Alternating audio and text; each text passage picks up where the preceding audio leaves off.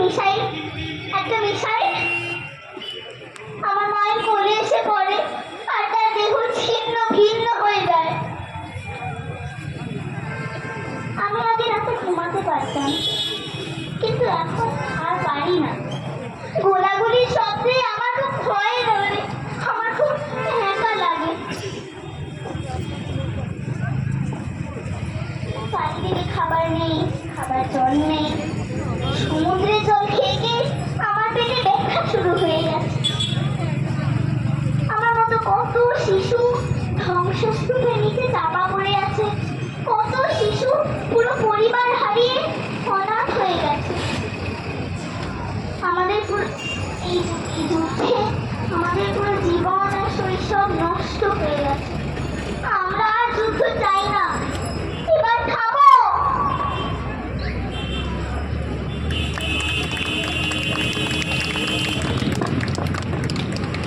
আমি অনাথ, আমার বাবা মা আমায় গর্ভাবস্থায় মেরে ফেলে।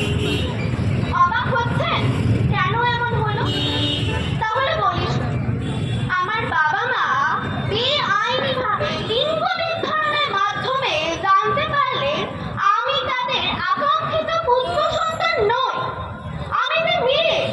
আমার তো সত্যি কোনো অধিকার নেই পৃথিবীর আলো দেখার।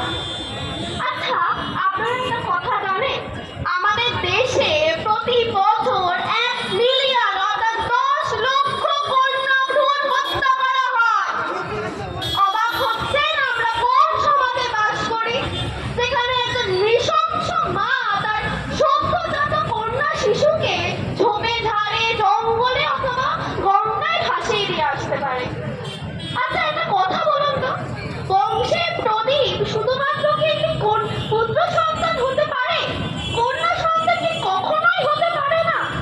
আজকালকার যুগে তো একটি পুত্র সন্তান একটি কন্যা সন্তানের থেকে কোনো অংশে পিছিয়ে নেই। তাহলে কেন এই বৈষম্য আমাদের সমাজে, বলতে পারবেন আপনারা?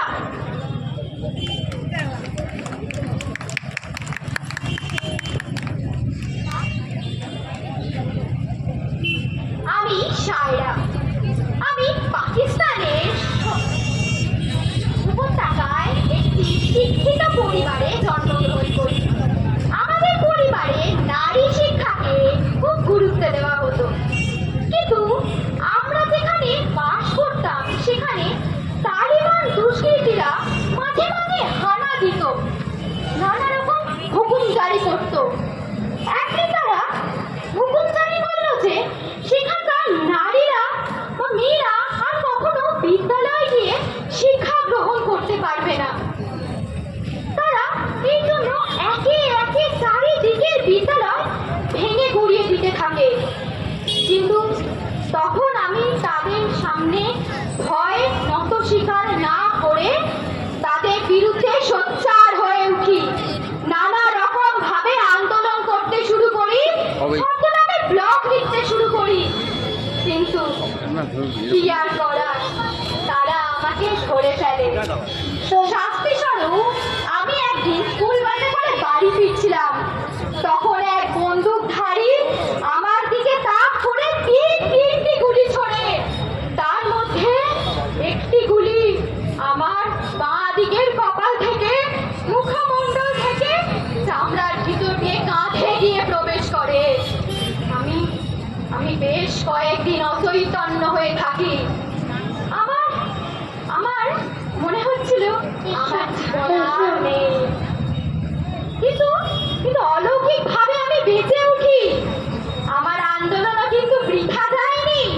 ওই তালিবানরা বাধ্য হয় তাদের নিষেধাজ্ঞা তুলে নিতে নারী শিক্ষার ওপর থেকে। তাহলে দেখুন, একটি নারী বা একটি মেয়ের হাতে যদি একটি বই ও একটি কলম তুলে দেওয়া যায়, তাহলে সে পুরো সমাজ বদলে দিতে পারে।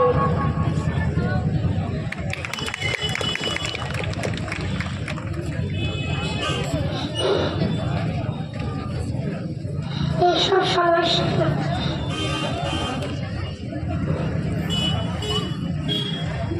আমাদের শৈশবকে ছিন্ন ভিন্ন করে দিচ্ছে। ছোট বড় ছেলে মেয়ে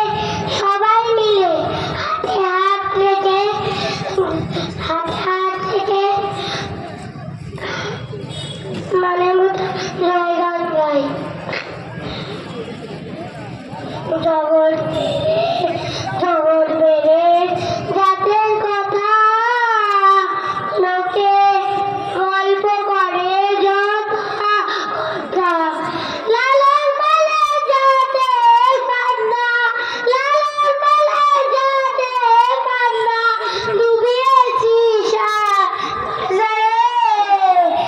লোকে লালন কি যা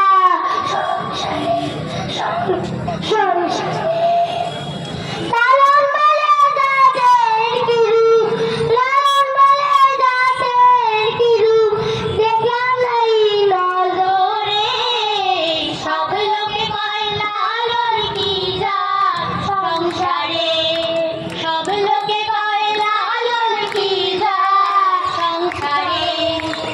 আসুন এই বাচ্চাগুলোর সাথে আমরা সবাই মিলে জাতি ভেদ সমস্ত কিছুর ঊর্ধ্বে গিয়ে হাতে হাত রেখে ছোট বড় সবাই মিলে মানবতার জয়গান করি।